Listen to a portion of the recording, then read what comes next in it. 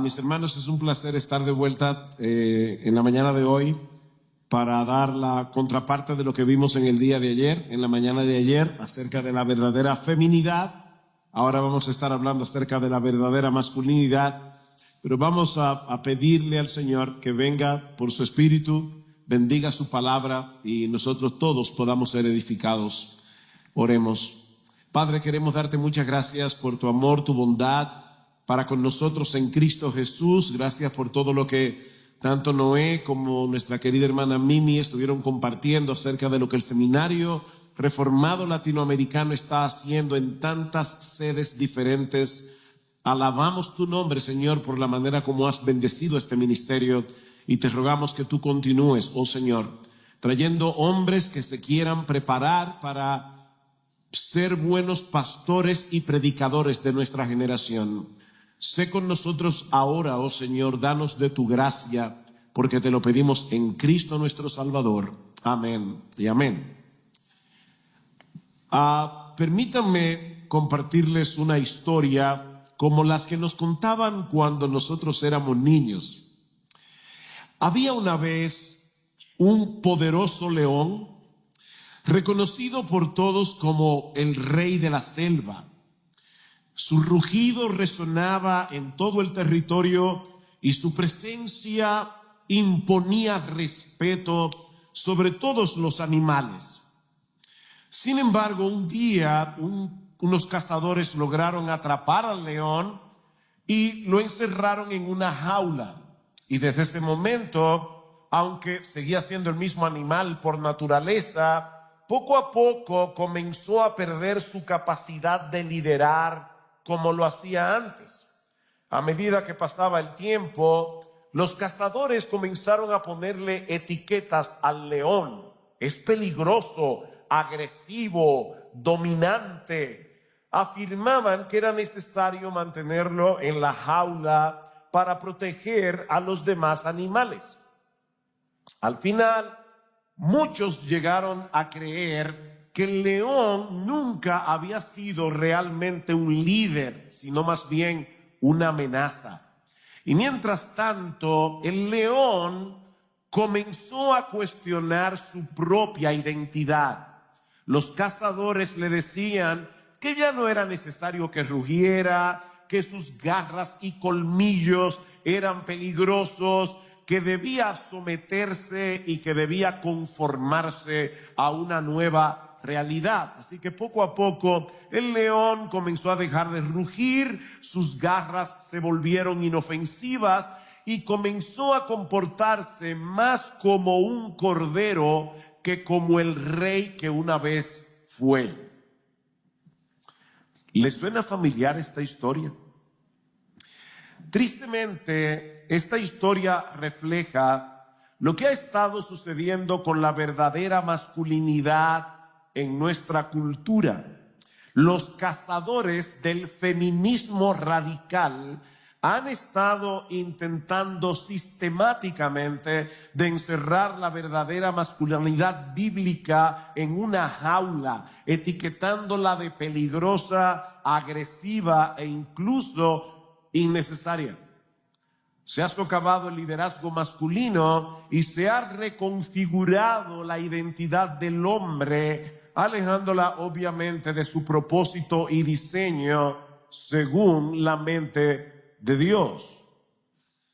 En el año 2018, la Asociación Estadounidense de Psicología, APA por sus siglas en inglés, emitió sus primeras pautas para asesorar a hombres y niños, afirmando, escuchen, que la ideología masculina tradicional, es decir, lo que a través de siglos nosotros hemos pensado que un hombre es y lo que un hombre debe hacer, es psicológicamente dañino.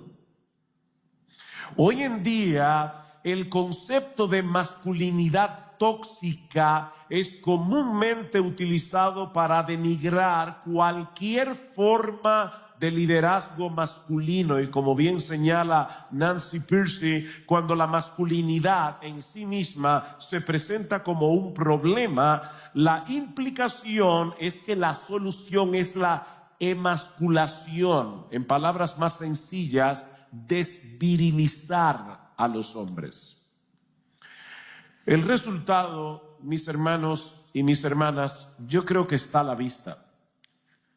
Estamos en una generación de hombres que, en lugar de ejercer su liderazgo servicial y amor sacrificial que la Biblia llama a mostrar, se sienten paralizados. Me llamó la atención que una feminista como Camille Paglia reconoce que ese, y cito, que ese rencor molesto contra los hombres ha sido una de las características más desagradables e injustas del feminismo de la segunda y la tercera ola.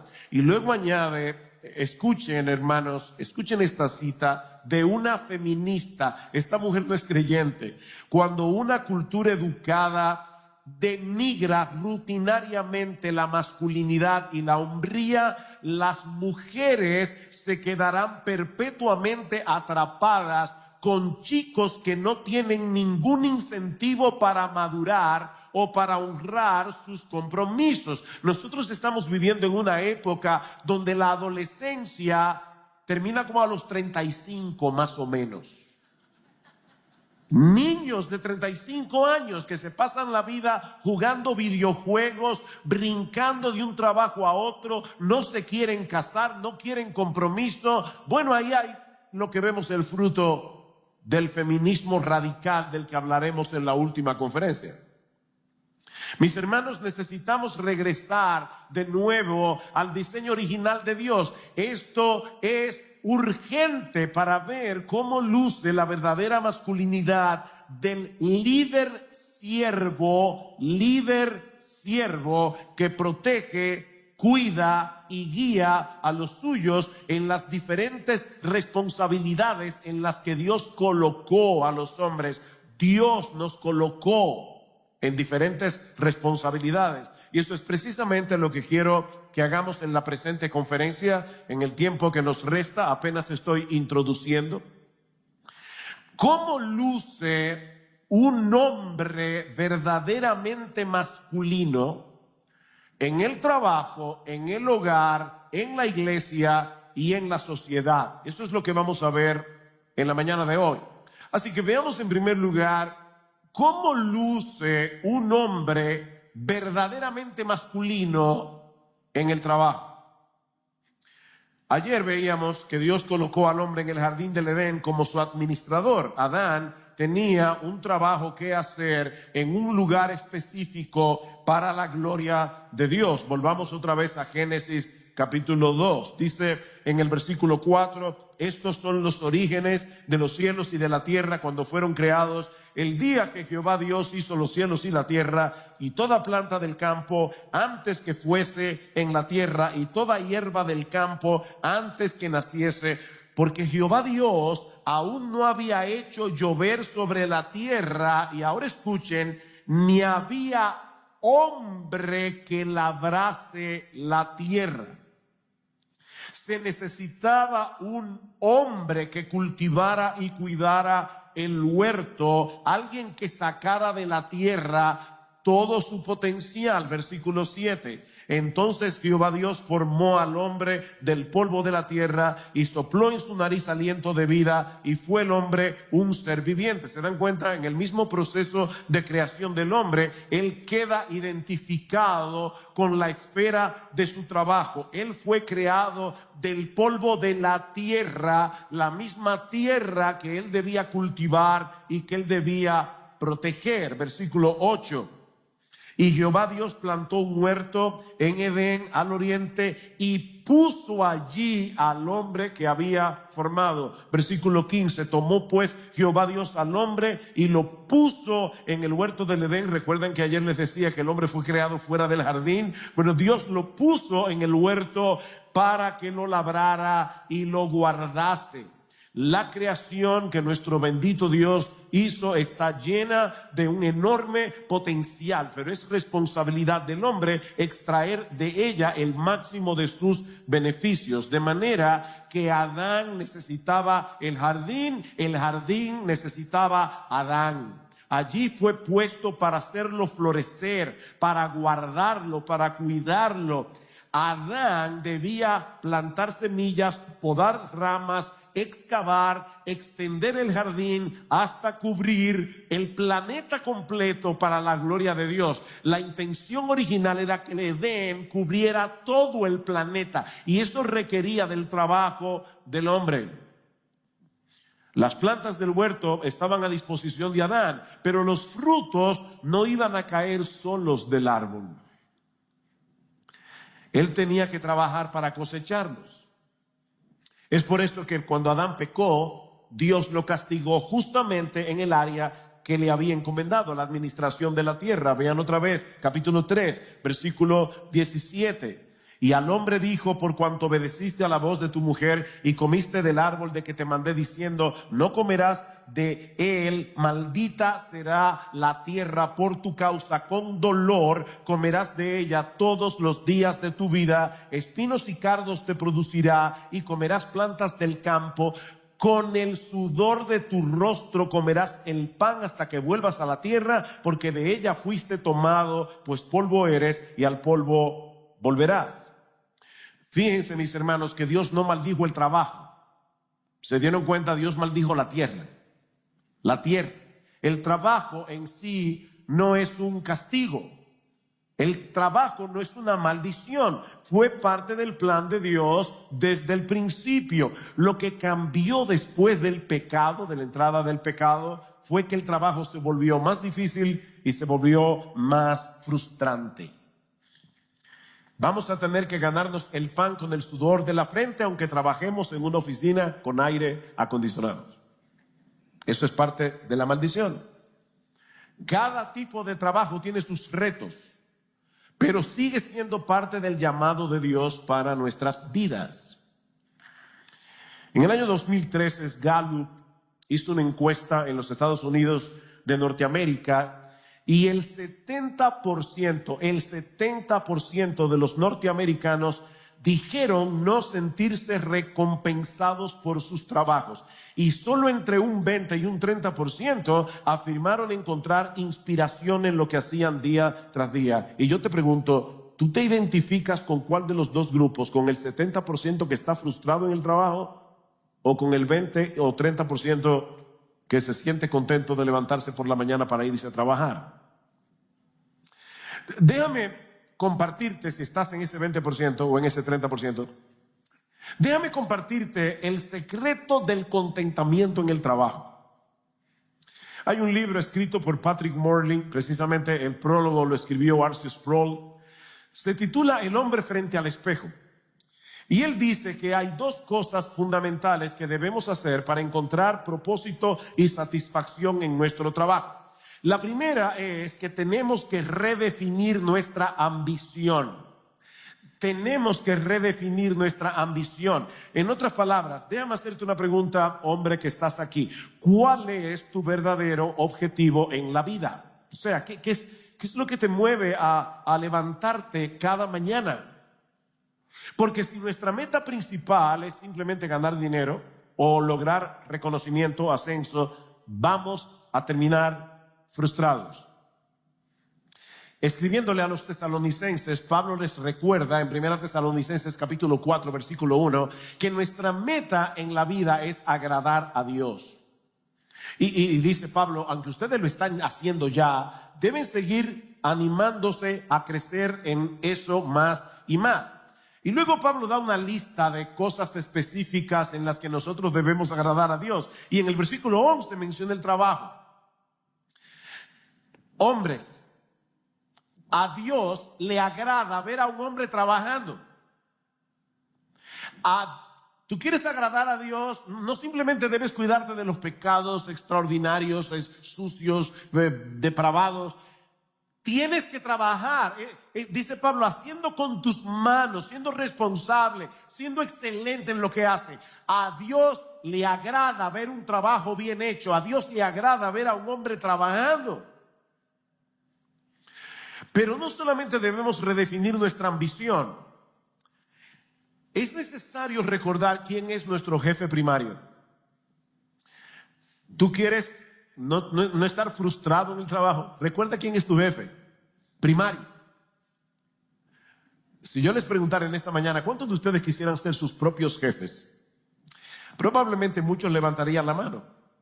Pero déjame decirte algo. El jefe que tú necesitas no eres tú. El jefe que tú necesitas, que realmente necesitas, es el que ya tiene y se llama Dios. Ese es tu jefe.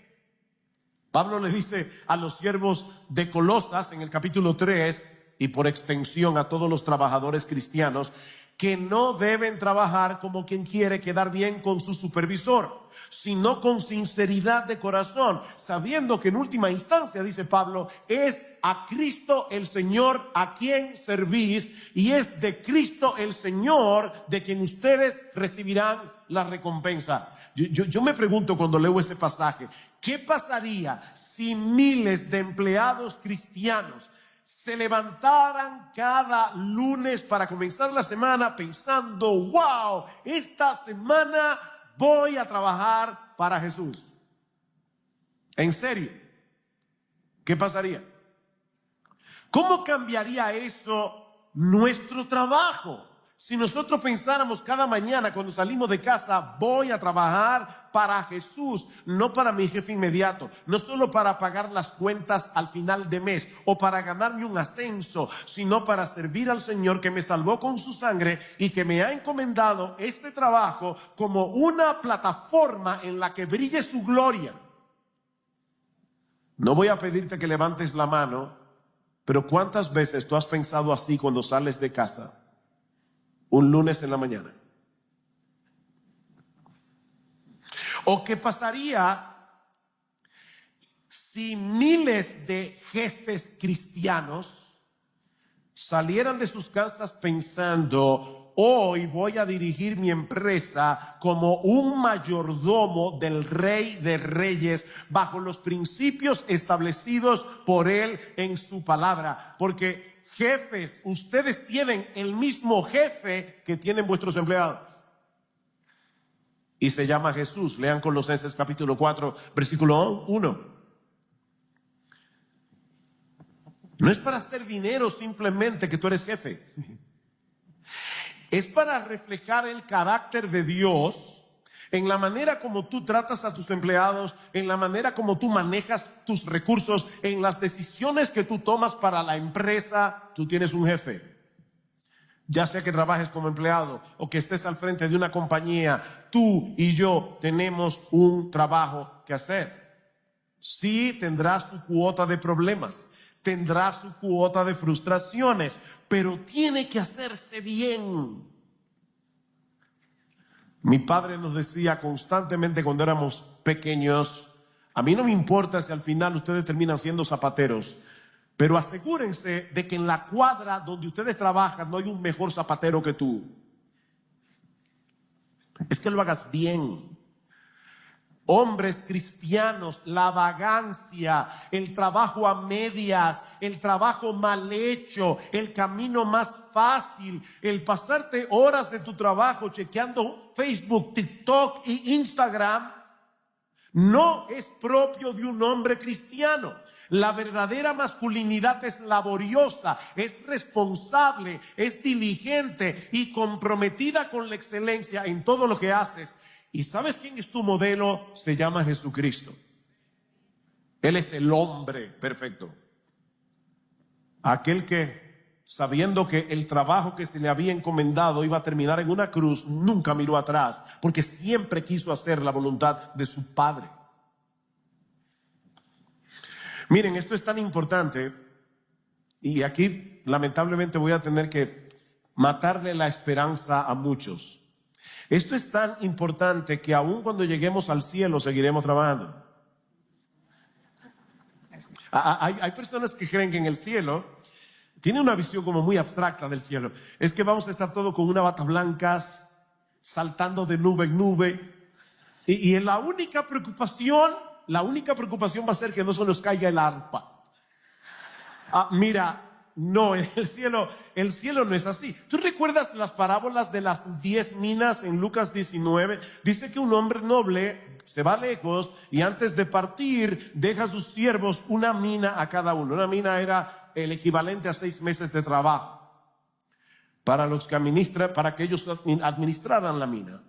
Cuando el noble regresa, le pide cuentas.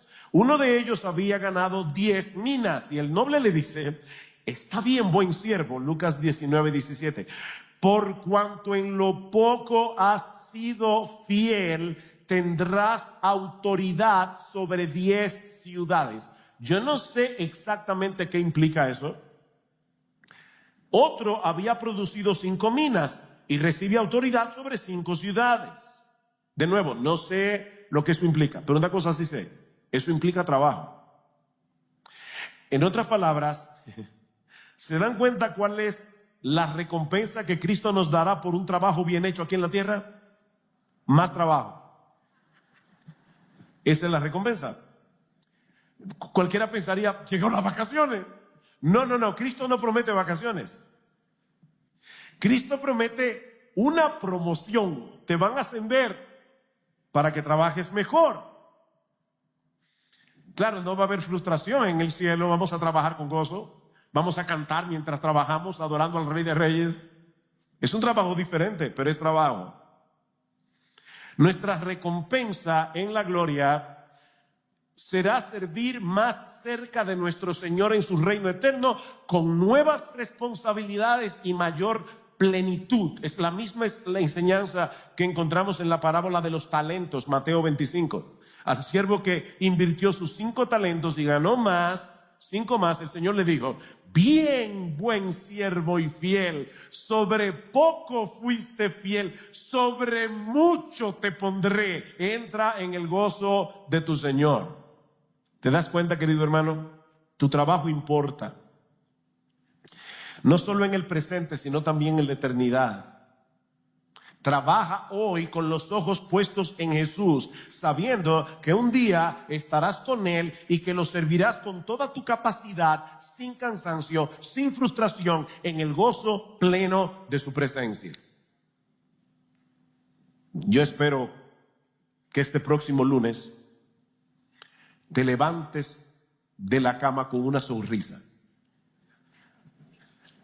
Había una canción de los Carpenters que decía: rainy days and Mondays make me sad. Los días lluviosos y los lunes me ponen tristes. Yo espero que tú no cantes esa canción el próximo lunes. Pero la verdadera masculinidad no debe reflejarse únicamente en el trabajo, sino también en el hogar. La verdadera masculinidad tiene que reflejarse en el hogar. Como vimos en la conferencia anterior, Dios creó al hombre y a la mujer con igual dignidad, pero con roles distintos que se complementan. Somos complementaristas. Al hombre le confirió el liderazgo en el hogar, no como un privilegio egoísta, sino como una responsabilidad amorosa y sacrificial. Hombres, nosotros somos líderes siervos como nuestro Señor. Y es precisamente ese diseño divino el que hoy está siendo atacado fuertemente. Vivimos en una época que ha convertido la masculinidad en un blanco y el liderazgo masculino en un problema que debe ser erradicado. Pero ¿saben qué? El problema no está en el liderazgo, el problema está en la ausencia de liderazgo bíblico. Y cuando eso falla, el vacío se llena con una masculinidad distorsionada o con el rechazo de la masculinidad misma. Dios preparó a Adán para ser un líder antes de crear a Eva. ¿Oyeron eso, solteros? Tú tienes que comenzar a trabajar en eso ahora, antes de casarte. Y eso no se hace jugando videojuegos cuando tienes 35 años. Hasta se ha acuñado un nuevo término: adultecentes. No, siendo adultecente no te vas a preparar para el matrimonio. Fue Adán a quien Dios le dio el mandato del huerto. Eva no estaba allí. Fue Adán a quien se le dijo que no debían comer del árbol prohibido. ¿Y qué debía hacer él cuando crearan a Eva? Bueno, él debía enseñar, pastorear y proteger a su mujer. Y todo eso fue antes de la caída. Eso no fue una consecuencia del pecado, sino parte del diseño de Dios. Hay personas que piensan que el trabajo en el hogar y afuera es una maldición. En el pueblo donde yo nací, en la República Dominicana, había un señor que decía: para mí el domingo es un día tan sagrado que yo lo celebro 3 días antes y 3 días después. No trabajaba el tipo.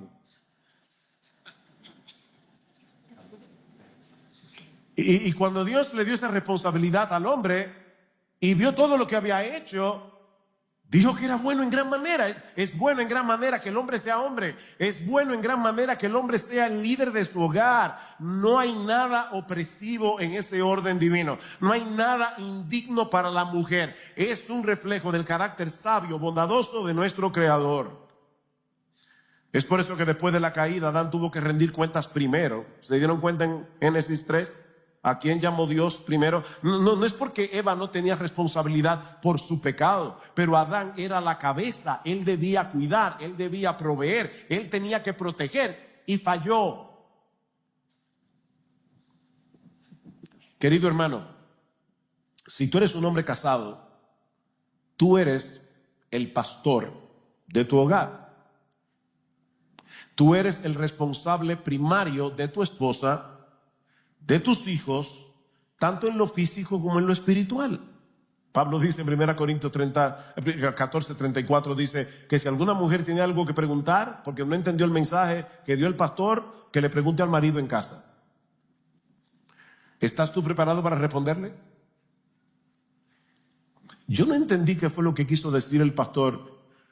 Bueno, mi amor, yo tampoco, pero te prometo que lo voy a averiguar porque esa es mi responsabilidad.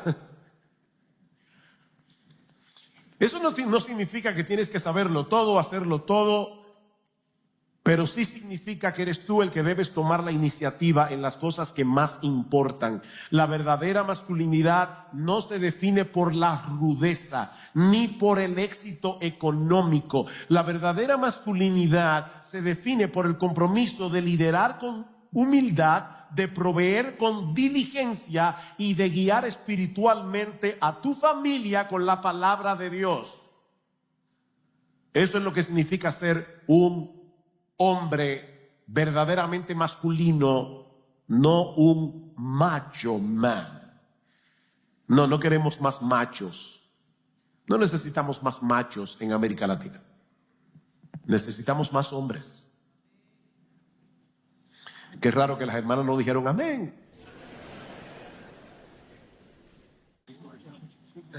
Ahora, si tú estás aquí hoy en la mañana y estás oyendo todo esto y sientes el peso de tu responsabilidad y sientes también tu insuficiencia, tal vez viniste de un hogar donde nunca tuviste ese modelo masculino piadoso, o quizás has cometido errores y piensas que ya es tarde para ti. Déjame recordarte que no se trata de tu capacidad, se trata de la gracia de Dios en ti. ¿Recuerdan lo que veíamos ayer, Tito 2? Porque la gracia de Dios ha venido para entrenarnos, para enseñarnos. En Cristo, mi amado hermano, tenemos todo lo que necesitamos para crecer, para restaurarnos, para guiar. No tienes que ser perfecto, nadie es perfecto, solo Jesús. Solo tienes que estar presente, dispuesto y dependiendo del Señor. Tienes que estar ahí en tu casa. Y si eres soltero, repito, no pienses que este llamado no es para ti. Recuerda que Dios llamó a Adán a liderar antes de casarse. Soltero, este es el tiempo para prepararte, este es el tiempo para crecer, este es el tiempo para servir con fidelidad donde quiera que estés. La masculinidad piadosa no comienza con el matrimonio, comienza cuando asumes con seriedad tu llamado como hombre hecho a la imagen de Dios. Imagínate lo que Dios puede hacer si miles de hombres en nuestra generación abrazaran esta enseñanza con toda convicción. ¿Qué pasaría? Hogares donde los esposos lideran con amor. A los esposos les fascina Efesios 5:22. Casadas, están sujetas a vuestros maridos. Ese es el único texto que se saben de memoria. Lo que no se dan cuenta es que, voy a decir algo muy profundo, espero que hayan dormido bien, que estén despiertos. 5:22, Efesios 5:22, está antes de Efesios 5:1. Profundo, ¿verdad? ¿Y saben qué dice Efesios 5:1? Que nosotros debemos andar en amor como Cristo nos amó. Luego, por lo tanto, el mandato de Dios a las esposas, no a ti no se te ha mandado que sometas a tu mujer. De hecho, hay un solo texto en la Biblia donde alguien ordena a los hombres que sometan a sus mujeres. Lo dijo Asuero en el tiempo de Esther. Lean Esther capítulo 1 versículo 22. Eso viene de un hombre pagano, no de la Biblia. Al hombre no se le manda someter a su mujer. Al hombre se le manda amar a su esposa como Cristo amó a la iglesia y santificarla por medio del lavamiento de la palabra de Dios. Ese es el llamado. Las esposas se someten, ellas se someten. Tú no las sometes. Tú las lideras con amor, que es muy diferente. Líderes que oran con sus esposas, padres que instruyen a sus hijos en la disciplina y amonestación del Señor. De ellos saben que en Efesios 6, capítulo 6, versículo 4, donde dice: padres, no provoquéis a ira a vuestros hijos, sino criadlos en la disciplina y amonestación del Señor. La palabra padres allí no es la palabra genérica que se usa en griego para progenitores, es la palabra pater que habla a los hombres. Está diciendo: padres, varones, masculinos, críen a sus hijos en la disciplina y amonestación del Señor. Esa es tu responsabilidad. Líderes que no huyen de los conflictos. Hay hombres, a veces los veo en la iglesia y digo: ay. Ellos están socializando con los hermanos y la esposa viene detrás con un niño cargado, el bolso.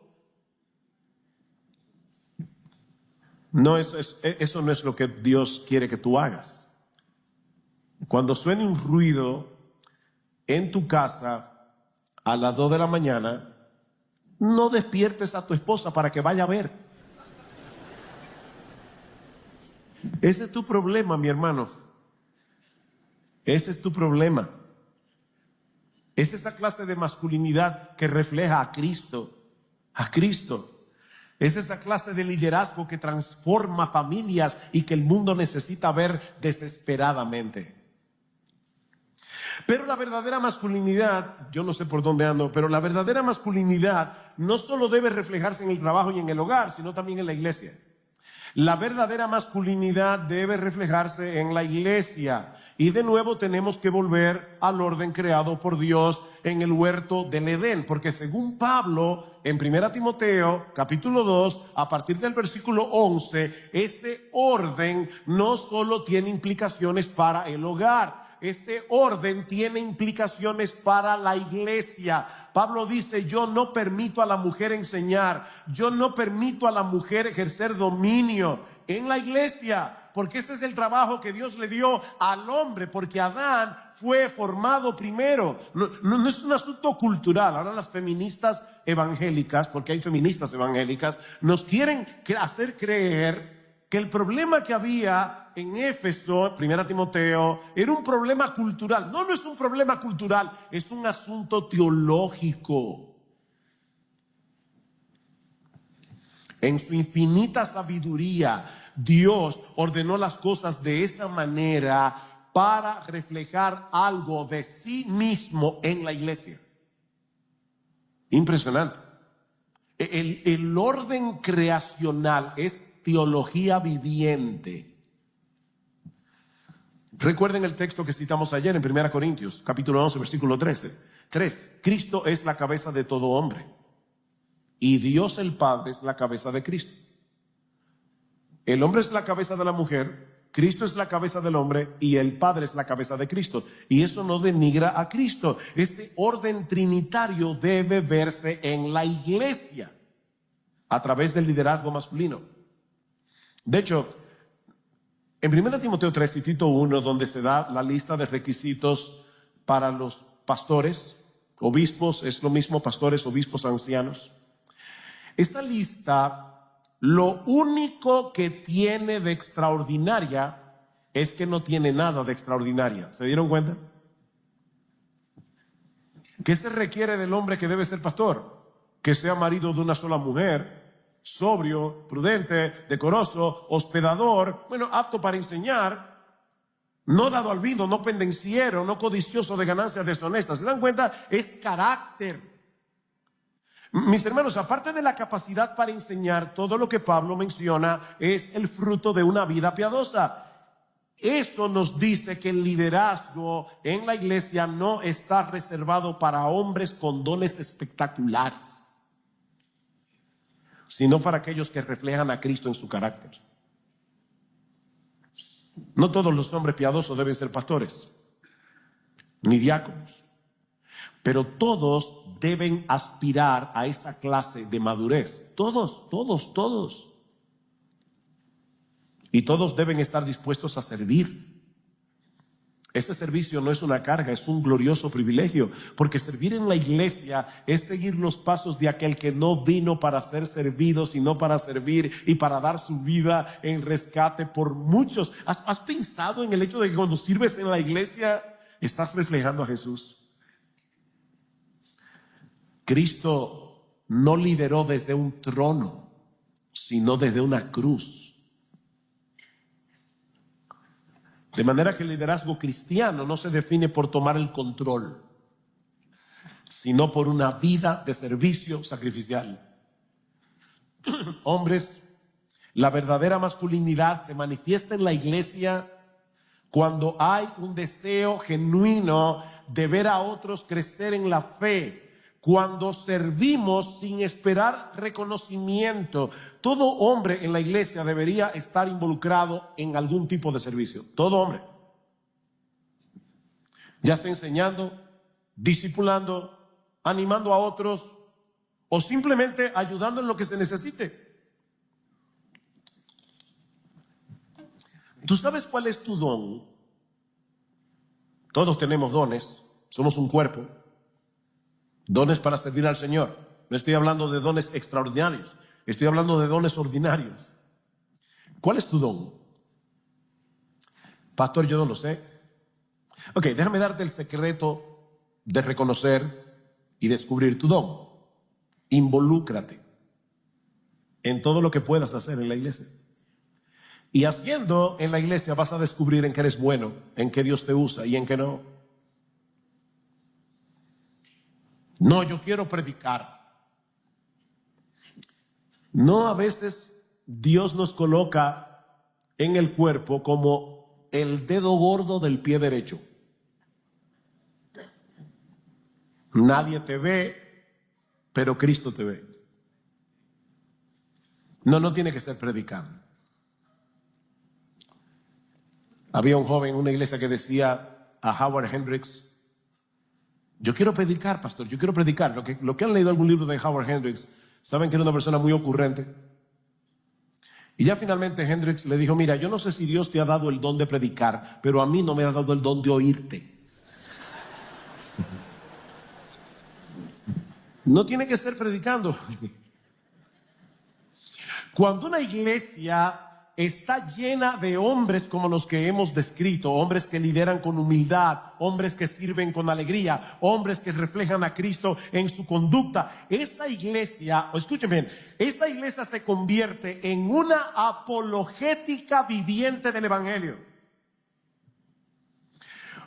Allá afuera hay un mundo que desprecia la masculinidad bíblica. Ese mundo allá afuera, mis amados hermanos, necesita ver hombres que en lugar de competir por el poder, compiten por servir más, amar más y por parecerse más a Jesucristo.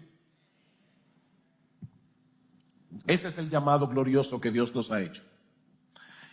Liderar con gracia, servir con gozo, reflejar en la iglesia al Cristo que nos salvó con su sangre y que ahora nos llama a ser como Él.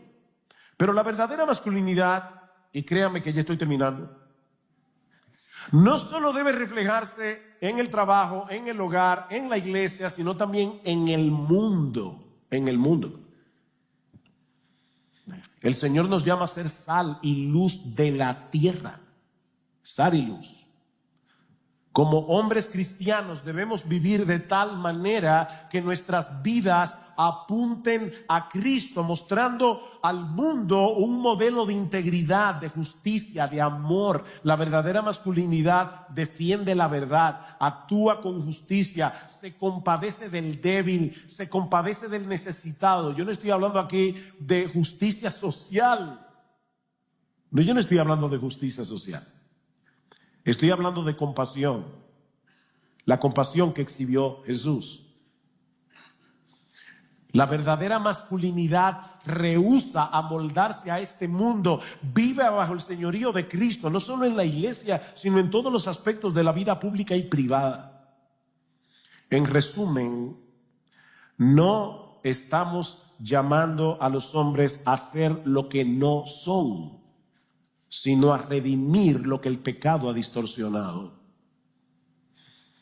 Lo que Dios diseñó como fortaleza, protección, iniciativa, liderazgo piadoso, el pecado lo convirtió en dureza, abandono y abuso.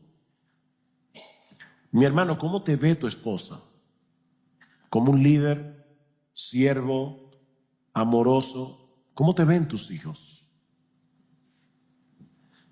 Una niña de 6 años le dijo a la profesora de escuela dominical: yo quisiera vivir en la iglesia. Y la profesora le dijo: ¿por qué? Porque aquí mis padres son tan amables. Qué triste, qué triste. Una cara en la iglesia, muy diferente en la casa. Mis hermanos, la gracia de Dios no nos castra, nos redirige.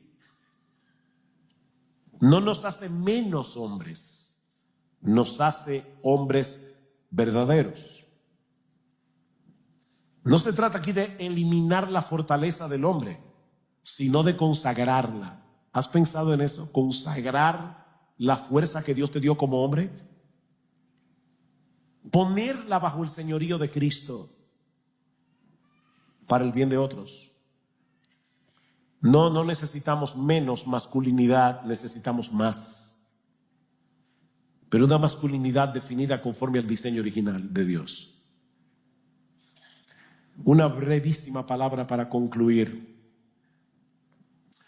Hombres, si al escuchar estas cosas te has sentido convicto de pecado, recuerda el Evangelio.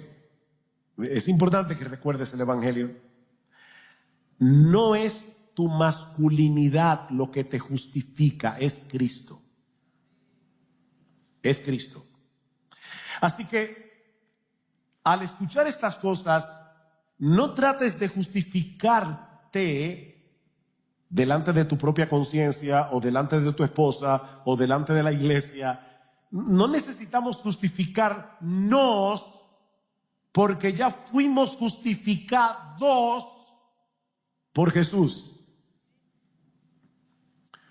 Si tus faltas han sido expuestas al escuchar estas cosas, mi hermano, varón, hombre, masculino, no te quedes ahí postrado, aplastado por el peso de tu culpa.